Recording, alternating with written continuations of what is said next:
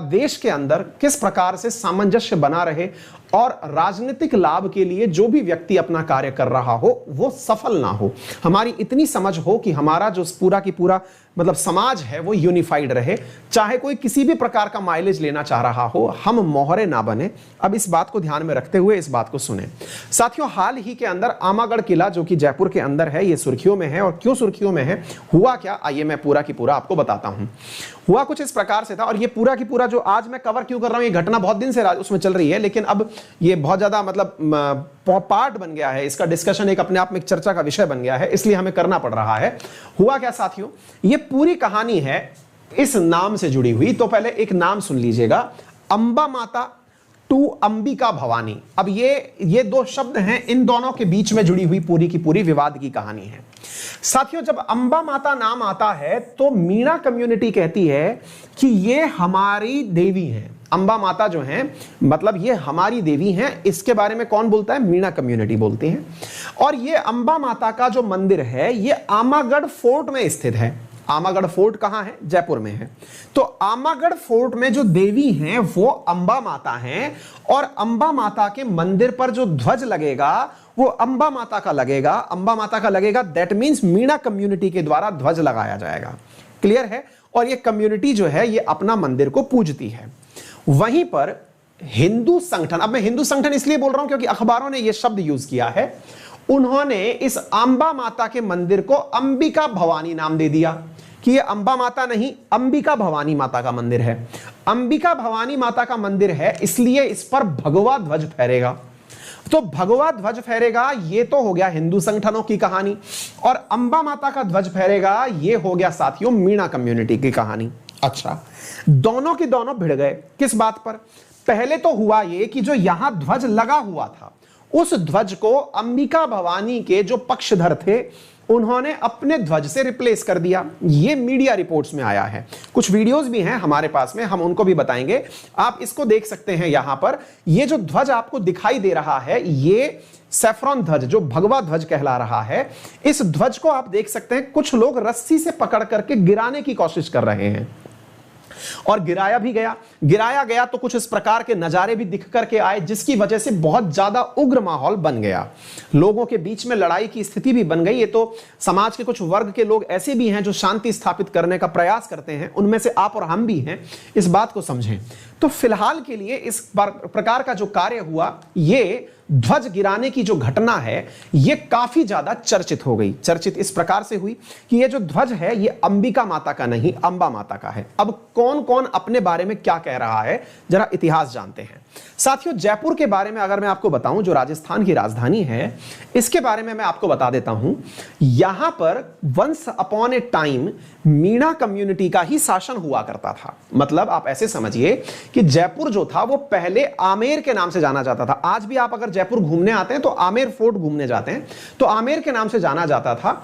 ढूंढाड़ और आमेर इसके पुराने नाम हुआ करते थे, और इसको मीणा ट्राइब्स के द्वारा 10th सेंचुरी तक रूल किया गया था। यानी कि इस पर जो पूरी तरह से रूलिंग थी वो मीणा ट्राइब की ही थी, और यहां पर ये रहा करते थे। लेकिन बाद में यहां पर कछवाहा वंश का शासन आया, और वो कछवाहा वंश का शासन पूरे 1000 साल चला। 967 से लेकर के 1949 तक यहां कछवाहा वंश का शासन हुआ। जैसे होता आया है कि भाई हमेशा जो पावरफुल है वो लेस पावरफुल को हटाएगा और अपनी जगह वो बना लेगा, ऐसे ही यहां पर हुआ। और इस प्रकार से इस जगह के ऊपर नाइन नामक जो जगह है इसके ऊपर किसका कब्जा रहा, फिर कछवाहा वंश का रहा। इसी कछवाहा वंश के एक राजा हुए जिनका नाम था आमागढ़ फोर्ट, जिनका निर्माण किया, उनका नाम था महाराजा सवाई जयसिंह, जिन्होंने आमागढ़ फोर्ट का पुनरुद्धार करवाया। तो अब मीणा कम्युनिटी का कहना है कि इस आमागढ़ फोर्ट में जो मंदिर में रखी हुई प्रतिमा है वो प्रतिमा वास्तविकता में अंबा माता की है। जब हमारा शासन हुआ करता था उस समय की प्रतिमा है। वहीं पर जो राजा के पक्षधर हैं या और जो अतिरिक्त यानी मीणा कम्युनिटी के अलावा जो हिंदूवादी संगठन है, उनका कहना है कि सवाई जयसिंह जी के द्वारा इस पूरे महल का पुनरुद्धार करवाया गया। इसलिए ये अंबिका माता का टेंपल है और इसीलिए ये संपूर्ण लोगों का मंदिर है, किसी एक का मंदिर नहीं है। और इस बात को लेकर के यहां पर आपसी विवाद हो गया और इस विवाद के अंदर ये पूरी कहानी कहां से आकर के चली आई, अंबा माता से लेके अंबिका भवानी तक। और इस वजह से ट्राइबल ग्रुप्स के बीच में साथियों यहां पर फसाद होना शुरू हुआ।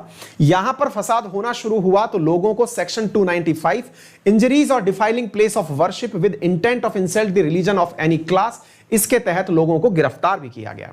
अब एनालिसिस ये कहता है कि राजस्थान में चल क्या रहा है, क्या ये कोई पॉलिटिकल माइलेज लेने की कहानी है? साथियों इसके अंदर जो पक्ष जिम्मेदार हैं, जो इस प्रकार की घटनाओं को बढ़ावा दे रहे हैं, इसमें पॉलिटिकल पार्टी जो वर्तमान में शासन में है उसके भी एक विधायक का हाथ है।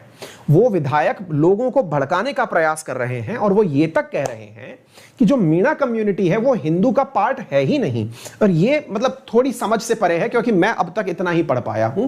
इनका कहना है कि हम लोग जो हैं, ये रामकेश मीणा करके यहाँ के एमएलए हैं, इनका कहना है स्ट्रिक्ट एक्शन लिए जाने चाहिए। एक सुदर्शन करके चैनल है उसके पत्रकार के ऊपर, और इनका कहना है कि हम लोग जो हैं, मीणा कम्युनिटी जो है वो हिंदू कम्युनिटी का पार्ट है ही नहीं। वहीं पर एक और सांसद हैं जो भाजपा से बिलोंग करते हैं, किरोड़ी लाल मीणा, वो कह रहे हैं कि आज तक हमने कभी ऐसा देखा ही नहीं कि मीणा जो है वो हिंदुओं से अलग हुए हों।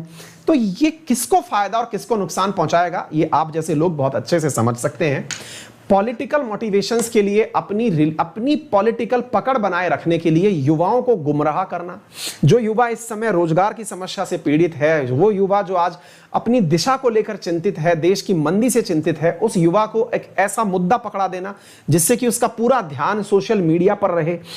ये एक सोची समझी रणनीति भी हो सकती है जिसके तहत युवाओं को कैसे मोटिवेटेड रखा जाए। तो चलिए एक ऐसा इंसिडेंट कर दिया जाए। ये साथियों समझ से परे है, लेकिन हाँ, अंकित परिवार और हमारे देश के जितने भी लोग मुझे सुन रहे हैं उनमें शायद इतनी समझ जरूर हो कि वो देश में इस प्रकार का जहर घोलने वाले, चाहे वो झंडा लगाने वाले, चाहे झंडा नहीं लगाने वाले, ये जितने भी लोग हैं, इनका सोशल बायकॉट किया जाए।